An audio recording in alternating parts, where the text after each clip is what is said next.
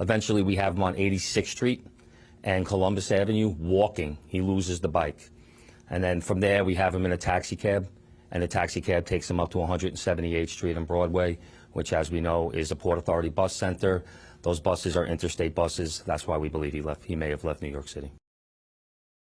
La chasse à l'homme se poursuit à New York ou dans d'autres États aussi où on cherche toujours le meurtrier de Brian Thompson, PDG d'une compagnie d'assurance. Il a été tué mercredi, la plus importante compagnie d'assurance aux États-Unis. Bon, vous venez de l'entendre, on pense que le tueur a réussi à quitter New York. On le cherche toujours, mais ce sont les réactions qui retiennent l'attention parce que sur les réseaux sociaux, certains se réjouissent et d'autres disent avoir ressenti de la satisfaction imaginée qu'un meurtre puisse cautionner la colère des Américains contre les compagnies d'assurance privées qui remboursent de moins en moins l'ensemble des soins de santé. Mon invité est confronté à cette situation-là quotidiennement, Dr Julien Cavanagh, médecin neurologue à l'hôpital Emory d'Atlanta, en Georgie. Bonsoir, Julien Cavanagh. Bonsoir. Quelle a été votre réaction quand vous avez appris ce meurtre de PDG qui s'en allait à une journée spéciale organisée pour les investisseurs en matière de santé?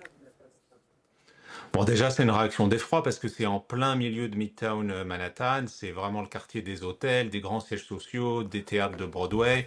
Vous savez que je connais bien New York et donc il y a une réaction d'effroi des New-Yorkais que ce meurtre, cet assassinat même au pistolet à silencieux puisse se produire en plein jour comme ça. C'est très très choquant dans une ville où on se sent quand même en sécurité et où les armes à feu d'ailleurs dans ce quartier-là sont totalement interdites. Et puis il y a cette dimension que c'est un PDG d'une assurance santé et effectivement je ne peux pas vous cacher que lorsque j'ai appris cet assassinat, je me suis demandé s'il y avait quelque chose d'une nature un peu de règlement de compte face à la politique de ces assurances santé qui sont parfois très brutales pour les patients. La police ne confirme rien, ni l'identité de cette personne d'intérêt dont on voit maintenant bien le visage à partir des nombreuses caméras. Ça, c'est phénoménal, la technologie là-dessus. Ne confirme rien, ne confirme pas le mobile. On n'en sait pas plus. Là, on le voit à vélo quittant avec un sac à dos. Cela dit, les titres des médias américains, c'est incroyable. Mais il y a au moins un qui dit, des Atlantic, qui dit « Le meurtre ne peut pas être une réponse à la colère à l'encontre du système de santé. » Mais c'est partout dans les médias. On évoque les abus des compagnies d'assurance qui indemnisent de moins en moins.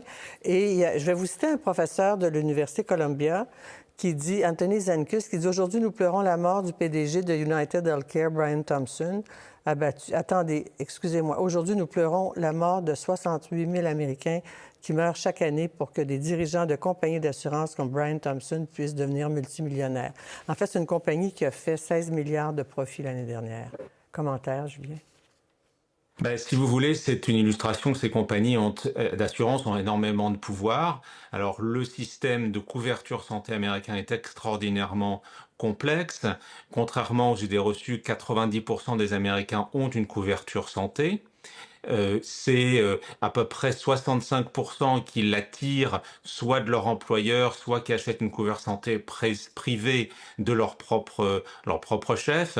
Avec votre équipe, aujourd'hui, on essayait vraiment de rendre ces chiffres un peu compréhensibles, mais il y a quand même 30% des Américains qui ont une couverture publique. Alors là, on se dit, bon, quand même, ces abus du système privé devraient être moins nombreux, et dans la pratique, c'est le cas.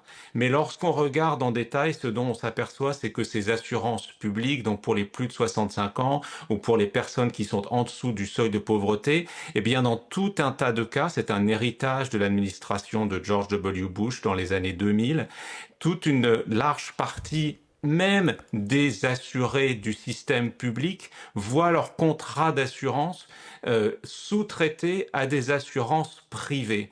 Et donc, lorsqu'on fait le grand total, on s'aperçoit que pour ce qui est de l'interface, de la personne, de l'assurance vers laquelle concrètement les Américains se tournent, c'est 80% des Américains qui dépendent d'une assurance privée, même lorsque c'est la puissance publique qui finance leur couverture maladie. Et donc, tout le monde, ou presque, se retrouve à avoir maille à partir avec ses assurances privées. Et United Healthcare est effectivement un des acteurs principaux parce que c'est 20%, 50 millions d'Américains, dont votre serviteur d'ailleurs pendant plusieurs années, qui ont été assurés par United Healthcare avec tout un tas de méthodes qui essentiellement cherchent à en couvrir le moins possible pour ce qui est des soins. J'ai lu des histoires d'horreur, peut-être que vous pouvez corroborer, mais on n'assure pas toute l'anesthésie. On arrête les soins, même intensifs. On fait 3 jours ou 4 jours de soins intensifs. Après, oups, c'est fini. Des gens sont ruinés. Il y a plusieurs témoignages sur les réseaux sociaux, évidemment. Surtout que cette compagnie d'assurance a été l'objet ou le sujet d'enquêtes importantes et de plaintes, etc. Et on dit même que M. Thompson aurait été victime de menaces, ciblé par des menaces. Donc, mais ça, c'est jamais remis en question. Commentaire là-dessus? On le voit, là, M. Thompson. Oui, parce que, si vous voulez, lorsque l'on doit, en particulier pour ce qui est de la santé ambulatoire, c'est-à-dire des consultations externes, qu'on fait des prescriptions, qu'on prévoit une intervention non urgente, que l'on prévoit un séjour hospitalier, de façon quasiment systématique, il faut qu'il y ait une entente préalable avec l'assureur, et ensuite l'assureur, presque à chaque fois, rejette la possibilité de couvrir les soins. Il faut s'engager dans un système d'appel, il faut qu'il y ait toute une équipe qui soutienne le médecin pour pouvoir faire tout ce travail administratif, et en particulier pour ce qui est la couverture des interventions non urgentes et la couverture des médicaments, on a vraiment l'impression que la stratégie délibérée au quotidien des assureurs est de résister, de traîner les pieds, de ralentir le processus le plus possible dans l'espoir que les patients et les médecins qui font les prescriptions, qui donc sont ceux qui connaissent le mieux la réalité de leurs patients,